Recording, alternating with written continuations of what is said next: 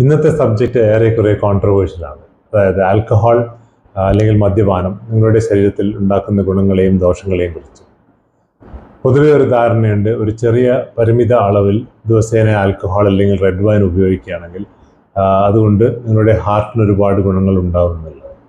എന്നാൽ യഥാർത്ഥത്തിൽ ഇതിൽ വല്ല വസ്തുതയുമുണ്ടോ? പുതിയ പഠന റിപ്പോർട്ടുകൾ നോക്കുകയാണെങ്കിൽ ഇതിൽ യാതൊരു വസ്തുതയുമില്ല. ആൽക്കഹോൾ നിങ്ങളുടെ എല്ലാ അവയവങ്ങൾക്കും ദോഷം തന്നെ വരുത്താറുള്ളൂ.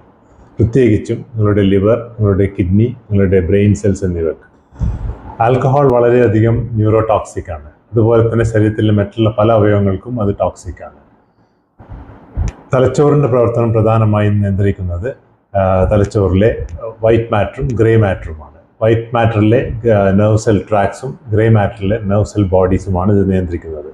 തലച്ചോറിൽ നിന്നുള്ള ഇമ്പൾസസ് അല്ലെങ്കിൽ ഇൻഫർമേഷൻ ട്രാൻസ്മിറ്റ് ചെയ്യുന്നത് സാധാരണയായി വൈറ്റ് മാറ്ററിലൂടെയാണ്. ചെറിയ തോതിൽ ദിവസേനയുള്ള ആൽക്കഹോൾ ഉപയോഗം വൈറ്റ് മാറ്ററിനെ വളരെയധികം ബാധിക്കുകയും അതുമൂലം നമ്മുടെ തലച്ചോറിൻ്റെ പ്രവർത്തനം വളരെയധികം മന്ദഗതിയിലാകുകയും ചെയ്യുന്നു. ഫിസിയോളജിക്കൽ ആയിട്ടുള്ള ശരീരത്തിന് ആവശ്യമുള്ള ബെനിഫിറ്റ്സ് ഒന്നും തന്നെ ആൽക്കഹോളിൽ നിന്ന് ലഭിക്കുന്നുമില്ല. കൂടാതെ വളരെയധികം പഠനങ്ങളിലൂടെ വ്യക്തമായൊരു വസ്തുതയാണ്, നിത്യേന ആൽക്കഹോൾ ഉപയോഗമുള്ളവർക്ക് 7 തരം ക്യാൻസറുകൾ വരാനുള്ള സാധ്യത വളരെ കൂടുതലാണ്. കൂടാതെ നിങ്ങളുടെ liver health, brain health, heart health, kidney health എന്നിവ ഒക്കെ പ്രൊട്ടക്റ്റ് ചെയ്യാനും അതിനു പുറമെ ഡയബറ്റീസ്, ഹൈപ്പർ ടെൻഷൻ പോലുള്ള അസുഖങ്ങൾ വരാതിരിക്കാനും കഴിവതും ആൽക്കഹോൾ ഉപയോഗം ഒഴിവാക്കുന്നതാണ് ഏറ്റവും നല്ലത്. റെഡ് വൈൻ ഉപയോഗം ഹാർട്ടിന് വളരെ ഗുണം ചെയ്യുമെന്ന് പല റിപ്പോർട്ടുകളും നമ്മൾ കാണാറുണ്ട്. റെഡ് വൈനിൽ അടങ്ങിയിരിക്കുന്ന റെസ്വെറട്രോൾ എന്ന പ്രോഡക്റ്റാണ് നമ്മുടെ ഹാർട്ടിന് ഗുണം ചെയ്യുന്നതെന്ന് പറയപ്പെടുന്നു. എന്നാൽ യഥാർത്ഥത്തിൽ ഇപ്പോഴത്തെ പുതിയ പഠന റിപ്പോർട്ടുകളിൽ റെസ്വെറട്രോൾ വളരെയധികം ലിവറിൽ ഫാറ്റി ചേഞ്ച് ഉണ്ടാക്കുന്നതായിട്ട് കാണുന്നുണ്ട്. അതുകൊണ്ട് അതിൻ്റെ തുടർച്ചയായിട്ടുള്ള ഉപയോഗം ലിവറിൽ ഫാറ്റി ലിവറിലേക്ക് പോകാനും പിന്നീട് സിറോസിസിലേക്ക് പോകാനുള്ള സാധ്യതകൾ കൂട്ടുന്നു.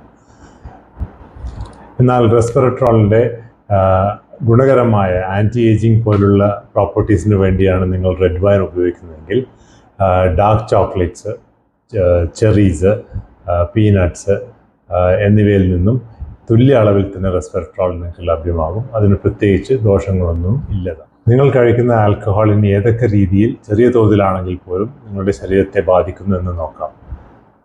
ആൽക്കഹോൾ പ്രധാനമായും ബാധിക്കുന്ന നിങ്ങളുടെ ലിവറിനെയും കിഡ്നിയുമാണ്. ലിവറും കിഡ്നിയാണ് നമ്മുടെ ശരീരത്തിൽ ടോക്സിൻസിനെ കഴിവതും ഒഴിവാക്കി ബോഡിയെ പ്യൂരിഫൈ ചെയ്യുന്നത്.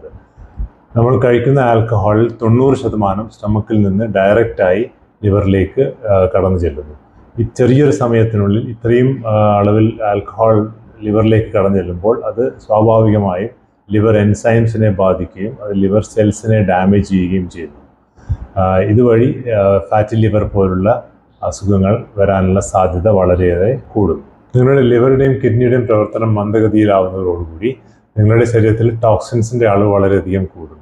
ഈ കൂടിയ അളവിലുള്ള ടോക്സിൻസ് ബ്ലഡ് സ്ട്രീമിലേക്ക് കടന്ന് അത് നിങ്ങളുടെ സെൽസിനെ ഡാമേജ് ചെയ്യും.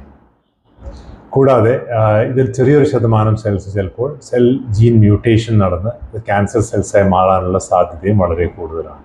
അതുകൊണ്ട് നിങ്ങൾ എപ്പോഴും മനസ്സിലാക്കേണ്ട ഒരു കാര്യം, ചെറിയ അളവിലാണെങ്കിൽ പോലും ആൽക്കഹോൾ നിത്യേനയുള്ള ഉപയോഗം നിങ്ങൾക്ക് ദോഷകരം തന്നെയാണ്.